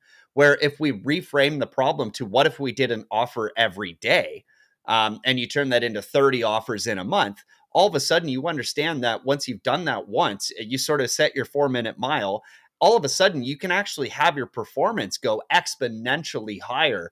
And in doing so, you learn a lot more skills. You learn to become a lot more comfortable with that process, and you get much more honed in on those skills that are going to actually lead to you having success, which I think is really important. And again, it's not about looking at that revenue number, right? I think that's such a common thing that's built in, because what do we celebrate, right? We don't often celebrate the idea, or I think that until you've read something like this book or consumed this show, it'd be easy to think, yeah, we got to celebrate our wins, which means when we get money, right? If you're in a sales role. But in fact, that's perhaps one of the last things you should be celebrating, because it's these things, these lead measures that you can celebrate along the way that are going to lead to the skill development necessary to actually more scientifically capture those sales and that revenue later down the road. And so I think that that's one of the greatest things you could take away from this book and this talk is the level of control and the skills developed inside of that control when you change your mindset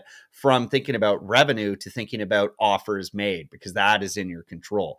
The similar thing could go for accounting practices or working with contractors or something. It's like, well, the project went over budget and over time. It's like, well, okay, but how many times did you check in along the way to make sure that it wasn't going to be doing that? And what steps could have been taken along the way? That's a lead measure.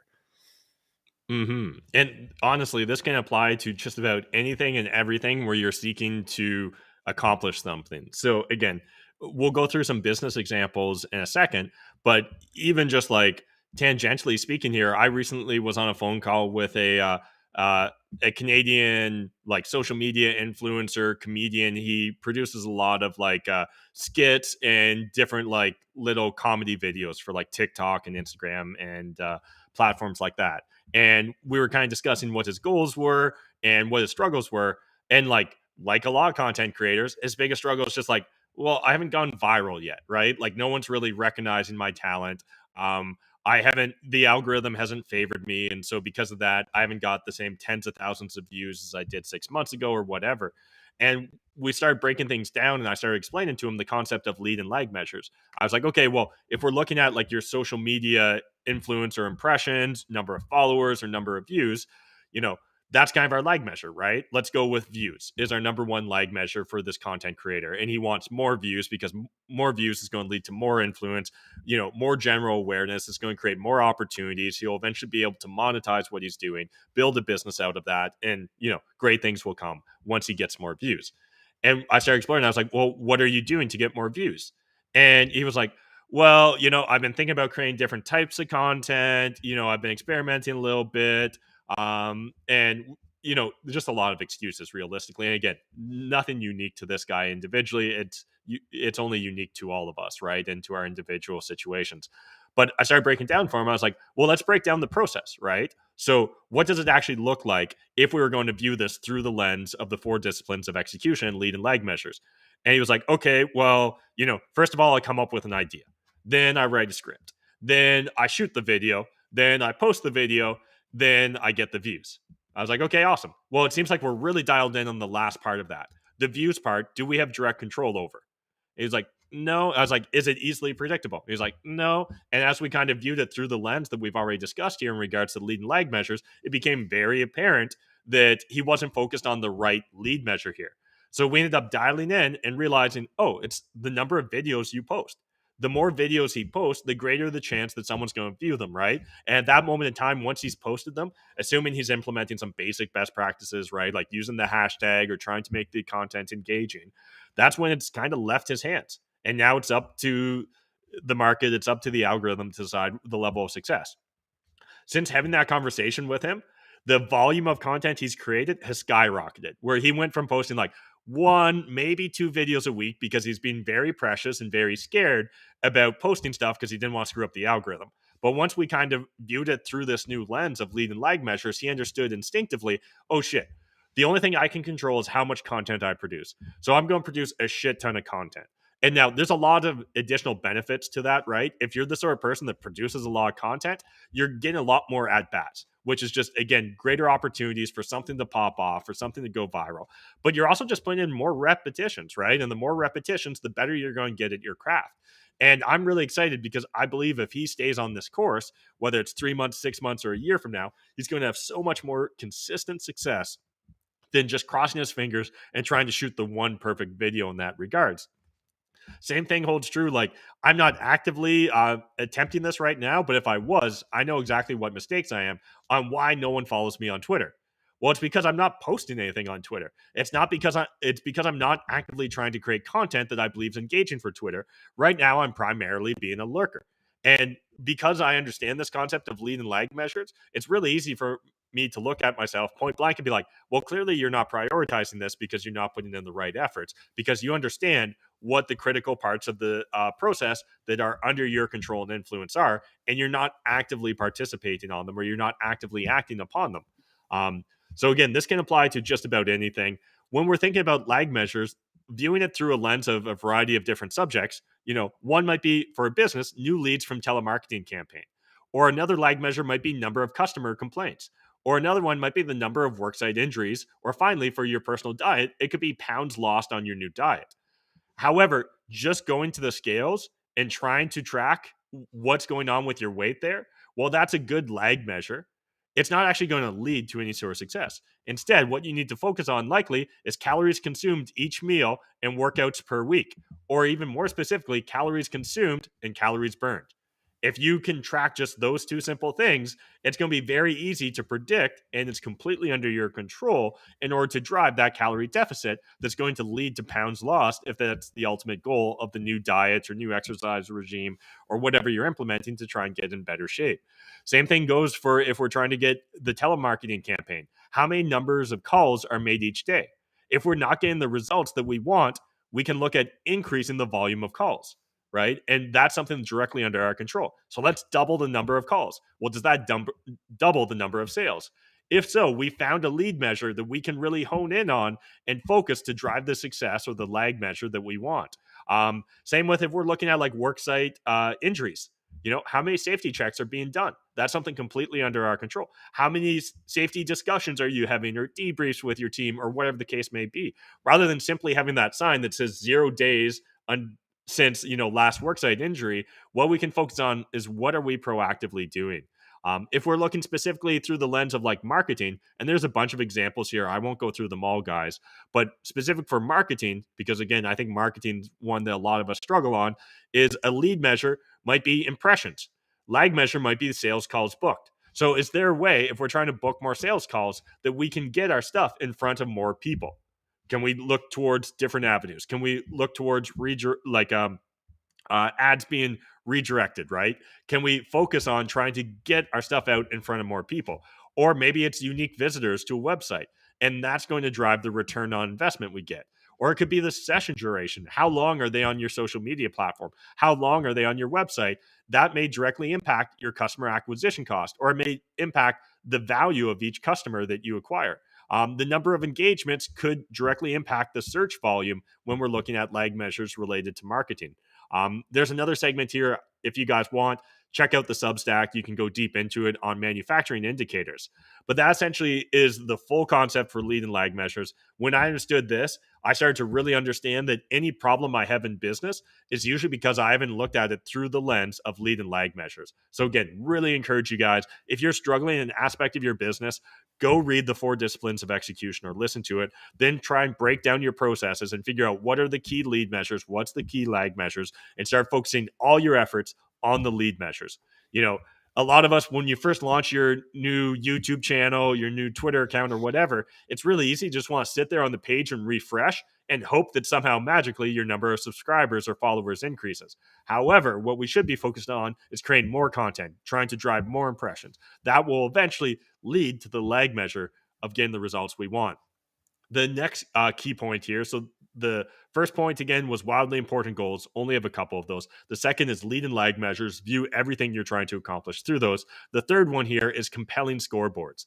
And this one, there's a fantastic analogy in the book, but essentially they just talk about a pickup game of basketball. Walk onto any, random park, any random basketball court, and within a few seconds of observing how the players play, you can probably tell whether they're keeping score or not. And one of the easiest ways to understand if someone's keeping score or not is by the action of the individual players. If they're keeping score, they're likely celebrating when they actually do score. They probably are playing a more active defense. They probably are passing the ball more, not hogging the ball, and they're working more united as a team. Whereas the guys that are just goofing around on the court, very quickly you'll see them taking the shot from, half court. You'll see them hogging the ball. You'll see everyone trying to dunk or do the layup rather than working as a cohesive team. No one's running back to play defense when the other team gets the ball and rushes your side of the court. Now, that's a very simple example, and yet for a lot of us in business, we don't have easy ways to tell score on whether we're making success toward our lead and lag measures. And yet it's completely within our control to create a compelling scoreboard. And the way the book really breaks it down is they continue upon the sports analogy. Every single sport has a scoreboard, or at least every single sport that I'm familiar with has a scoreboard. And usually within a couple seconds, you can tell who's winning and losing based upon that scoreboard. Well, is the same thing true for your business, for your corporate entity? Because for a lot of us, it isn't. Usually you're like, oh, well, I'm going to have to open up like 6 spreadsheets and 3 different tabs. And I can tell you once I go through the data, we maybe only look at the data in our monthly or quarterly or annual meetings. Well, no, that's not a compelling scoreboard. In fact, with our wholesaling business, we experimented with this and taking it to kind of the extreme, essentially, of having an online scoreboard where any of our wholesalers could log in. We were creating cartoon caricatures of them and making very colorful, playful scoreboards, but they were only tracking a handful of indicators. And those scoreboards naturally ranked based upon the results that you were actually generating. So it became very easy to understand who was saying their lead measures, who was saying their lag measures. And it'll come as no surprise, the individuals that consistently hit their lead measures were consistently hitting their lag measures. Because again, it was very clear for them to understand, am I winning or am I losing? And this kind of leads into the fourth final key point of this book, which is the cadence of accountability. So it's great if you've got a wildly important goal. It's great if you've broken it down into lead and lag measures. It's great if you've got a compelling scoreboard, but if no one's regularly reviewing that scoreboard, if regularly meeting and discussing your really important goal, if there's not a cadence of accountability, it's really easy for people to become captured by inertia, to find themselves not putting in the effort, to start focusing on the wrong things again. And so in the cadence of accountability, the way the book frames it is that ideally you're going to meet daily, if not at a minimum weekly, in regards to reviewing your wildly important goals, reviewing your progress towards those lead and lag measures, and finally making sure that it's very easy for everyone in that meeting to quickly understand, are we winning or are we losing in regards to these lead measures? And honestly, the fact that I can break down and kind of give a synopsis of everything in this book in 30 minutes is just such a telling feature of how valuable this book is, in my opinion. If you can implement these 4 aspects in regards to your business, you will find yourself having not a difference in degree, but a difference in kind in regards to the success that you're going to be having as a business entity. And if you implement this and it's not working, if you find yourself struggling, I'm going to guess that you just need to go back, re-review the book, rework, and figure out what aspect of the lead and lag measures did you get wrong? What aspect of your scoreboard's not compelling? What aspect of your cadence of accountability isn't working where maybe you're not actually taking the meeting seriously? Maybe the meeting you're having with your employees, you're covering 1,001 different things rather than simply honing in on what's really important. And that's one of the key points here in regards to the scoreboard as well, is a few little tips, is it needs to be simple and fast to read. So you should be able to understand the scoreboard within 5 seconds of reviewing it. It needs to be easily viewable. So again, if you need to enter 8 different passwords and 6 different spreadsheets in order to understand the data, that's not easy and visible. You need to track the lead and lag measures on that scoreboard. You need to operate in real time. So it can't be 2 weeks later, once the accountant comes in and updates the reports, we'll understand whether we're having success or not. And then finally, again, hitting upon that 5-second rule. Can you tell in 5 seconds if you're winning or losing? If you can't, then it's not a scoreboard. It's only a database. And a lot of us fall victim thinking that more data will get us more results. But if that data is not easy to interpret, if that data isn't very clear in how it relates to your lead and lag measures, it's not actually going to help you make better business decisions. If anything, it's just going to add bloat and slow you down as a business leader. So I know this kind of turned into a monologue, Adam, but I know you're a big believer in regards to the 4 disciplines of execution as well. For anyone that wants to do a deep dive, there's a link in this video description to the Substack article. Go make sure you've subscribed on Substack. But what other aspects, I guess, come to mind for you when we're thinking about the 4 disciplines of execution? Yeah, one element of the scoreboard that I found we did very well when we designed ours was the gamification kind of feeling of it. And if you guys haven't really thought too much about how to gamify your business yet, I think that's a really great place to start, is to think, what sort of incentives can we provide related to the actual lead measure rather than, consistently rewarding the lag measure that was successful, right? If we're only rewarding it when we get the deal, right? Or when the project finishes on time, but we're not rewarding the best practices that get us there through those lead measures, I think that is a huge, huge, huge opportunity that somebody could take. And maybe your business is already doing really well, right? Maybe this is a way to double your business, or perhaps more than that. And I think that that's another way to look at this too, is not oh, okay, I'm already kind of looking at this. I'm already tracking my offers made versus my revenue generated, or my sales calls made versus, leads generated or something like that. And I think that's a great place to start. It's well, how could I maximize the potential of this business, not just try and set some of these things? And I think gamification is one of those things that allows us to continue to do this in the long run, right? It's the more sustainable approach. It's hey, let's have fun doing this and reward those behaviors that actually lead to positive outcomes and profitable outcomes, ideally, if we're talking about business. And one way that we were able to do that, Matt, is, and I thought this was genius when you had this idea, was to do the belts, right? We did this sort of game where on a weekly basis, our sales guys would be awarded a belt for actual performance. Now that was gamifying the reward on the lag measure, but you could see every single week and in our daily meetings that it was our lead measure we were actually tracking, right? Who's making the most offers? That was what was at the top of the scoreboard. And you could tell every single time the people that were honing best into their actual skills, the fundamental skills that were going to allow them to be successful at their job, were the ones that had the best lead measure stats. And that was a really cool way to do it. And through gamification, we elevated it by then awarding this belt. There was one belt for just strict performance, and there was another belt that we had as well for a culture award. And this was a really cool thing because it turns out culture is one of those hard things to measure, right? How do we properly measure the success of culture? Because, when we look at sales, it's very easy. We have a very good scoreboard. It's money, right? Money coming in. Or if we're looking at maybe you're an accounting firm, maybe it's expenses being minimized or something like that.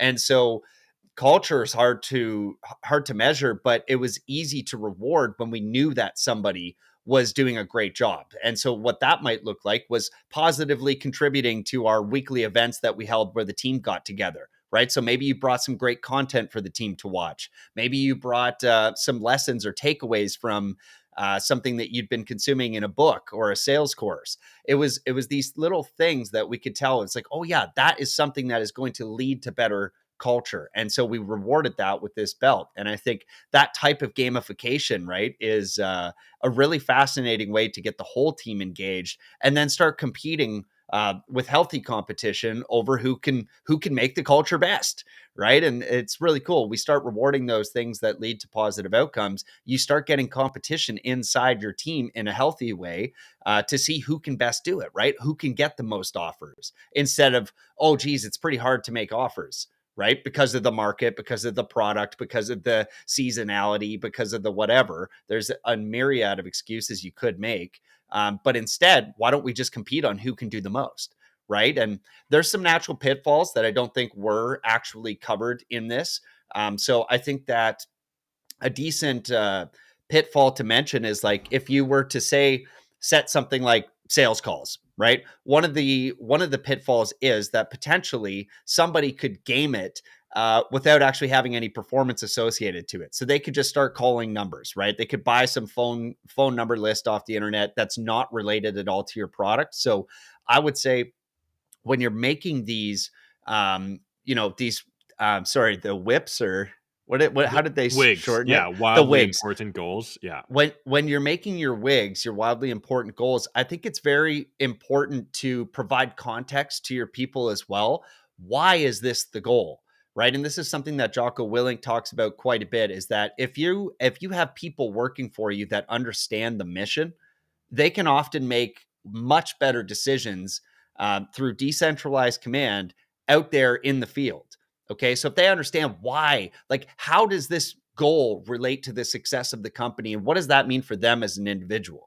And then I think with that context, they can make better calls, right? Not only can they make more calls, but they can make better calls. Okay, I understand we're looking to, sell this particular product, and this is sort of the demographic that's most likely to buy that. Well, I'm going to focus my time on that because I understand how it applies to the wildly important goal, and I understand how that goal applies to my personal situation in the company and in life, right? And I think that's one of the things that I'm not sure he actually really covered in this book, but I believe it's really important. And this is where we can get some of that kind of cross pollination from some different authors and different takeaways and apply that to a book like this and make it really powerful. So I think that's one of the things you want to be aware of is like, the things that we set as lead measures, we need to just provide context to how those things apply to our broader mission. And that's how we'll get maximum success out of your people and for your company. So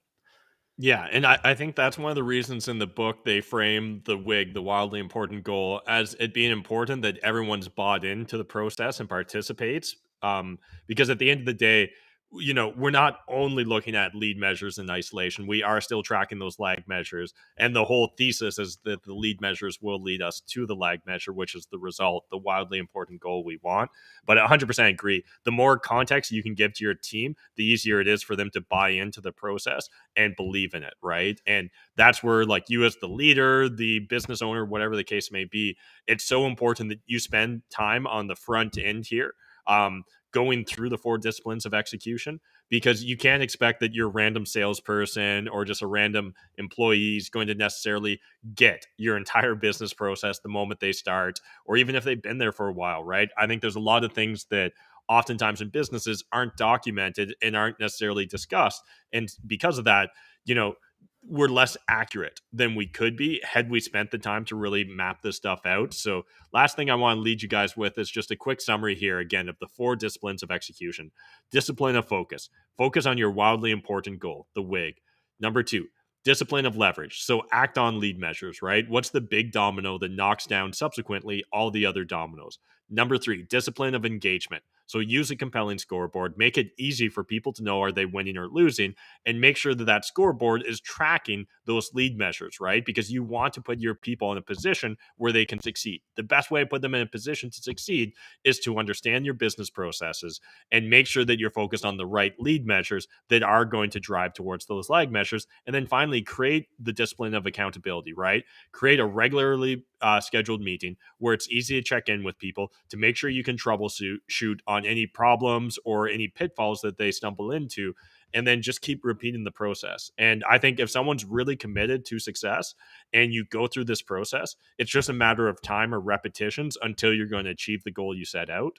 And yeah, again, just love this business book. There's a lot of great business books out there. If you guys have any business book recommendations for us, definitely let us know on the Substack article or jump into the Telegram group. We want this to be a two-way conversation. And we're looking to continuously grow what we're doing here at BDE. So, one thing I want to workshop with Adam when we get off this call is there a version where we can create some sort of accountability group for ourselves? Or maybe we can do it with another content show we do called DGen Friends. Maybe we can get a group of the DGen Friends together there, and we can all set out individual goals and go through the 4 disciplines of execution. Because, again, I think oftentimes with a lot of business best practices, it's easy to hear them. It's easy to nod along and be like, yeah, we should probably be doing that, or I should step that up, or whatever the case may be. But if you don't spend the time and front load the work to build these systems and really commit to them, you're not going to get the results that you actually deep down want. And it's through these 4 disciplines of execution that you can actually achieve those things. Yeah, and one thing you almost glossed over there too is just the ability to use this process to then identify what you need to laser in on to fix, right? So like for context with my business, it was always making offers was the important thing, right? That led to more revenue. But what we started seeing after we actually started really focusing on offers and tracking that is we would see that certain people were better at converting those offers into accepted offers. And then other people might have been better at keeping an accepted offer and having lower attrition on that deal, where the seller would actually extend with us if we needed more time, or where the deal would actually get sold, right? As a key performance indicator as well, as you could get lots of contracts, but maybe they're not at the right price. And so they don't actually get sold. And so what that allowed us to do was focus and take it another level deeper to really focus on the thing that specific person needed at that time. And one of the contexts, one of the biggest pieces of context you gave to start out this talk is, hey, it's actually a lot of work to run a business, right? Operations management, logistics, marketing, sales, HR, accounting, finance. You're trying to do all of these things at once. Well, what better way to maximize your value to the company than to know exactly what the individual in front of you needs to improve on in order to have greater success? And I think that that's one of the things as well that, should be stressed as well in this book is like when you start measuring these things, you can better manage those things, which allows you, the business owner, or you, the person in control of your life, right, to get the results you want. I found that physical fitness one to be particularly visceral as an example because it's so obvious. If you were taking in 10,000 calories a day, but not moving your body and not changing your lifestyle in any way, and then you were waiting till the end of the month to measure your weight to see if you had lost weight, how obvious would that be that was not a system that was going to work for you compared to seeing how many calories you were putting in or how much exercise you were outputting in order to fix your situation? I mean, that example is so picture perfect to me. But if you can take that mindset and apply it to things like revenue and lead generation and things like that, I mean, it would be obvious. If you're not making offers, you can't have revenue. You just can't. Right. And so I love that.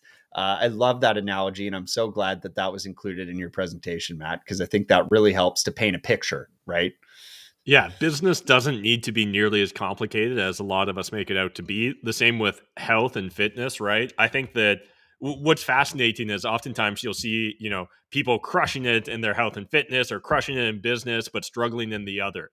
And it's oftentimes because we just don't take the same principles that work for us in that one endeavor and actually turn over and apply it to the other one, right? So if you've already got the discipline where you're in great shape, you've got the capabilities and discipline to be able to become great at business, right? Or become financially responsible.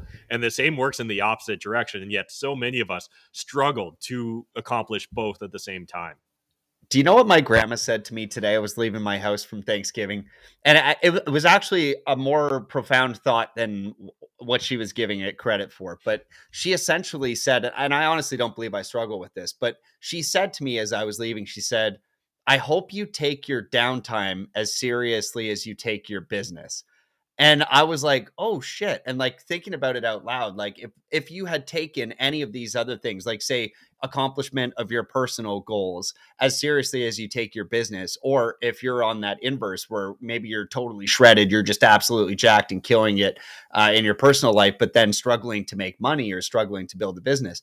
I think that idea, that concept is really interesting. And it's something I had recommended, you guys read before on the show, is the 12 Rules for Life by Jordan Peterson. And one of his rules was that you should take care of yourself as if you were somebody that you needed to take care of. Like essentially like, take care of yourself the way you would take care of your grandmother if she was sick or something like that. And it's like, oh, damn, that's a pretty profound thought. Like, what if I just changed my thinking on this? So interesting thought, and definitely applies here to the 4 disciplines of execution, because you could see how easily you could shift your mindset, apply this strategy, and start measuring the things that matter and hone in on those things. And I think just a final thought here before we beat this subject to absolute death is the concept you started with. And again, it's at the start of the presentation, but maximum 2 goals. I think that's so important because it's so easy, man. The fog of war is legit. I mean, it is absolutely thick once you start operating your business, because you're constantly behind the 8 ball trying to think about current customers, past customers, and future customers, and all the different various challenges associated with your products and services going out on a daily basis, that it's so easy to get in the weeds and not take a minute to take that 10,000 foot view and say, what really matters here? What is going to actually move the needle? What do we need to focus on a daily basis that's going to compound over weeks and months to give us our annual goal?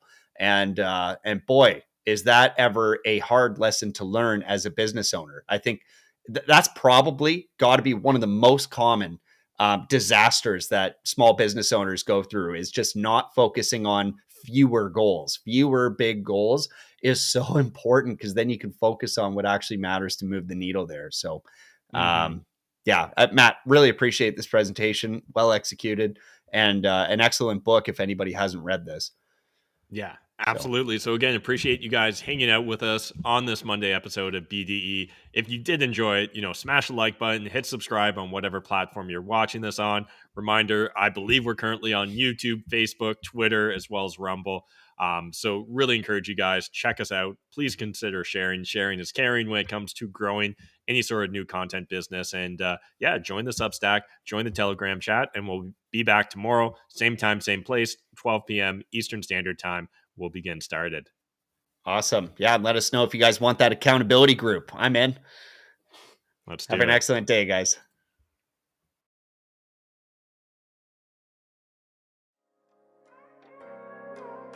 They say life is what you make it. So what happens if you actually try? What if you actually tried to get your mind right? What if you actually tried to live the high life? What if you happen to die cause life is finite? What if you actually tried to live your best day ever? What if you actually tried to get your mind right? What if you actually tried to live the high life? What if you happen to die cause life is finite? What if you actually tried to live your best day ever? What if you actually grind out when the time's right? What if you actually blinded by your hindsight? What if you actually find out what defines life? What if you actually tried to live your best day ever? I'm getting 1% better every day. I'm getting 1% better every way. I'm waking up every day to a sunny day. No matter what the weather say, life is like a record, so just let it play.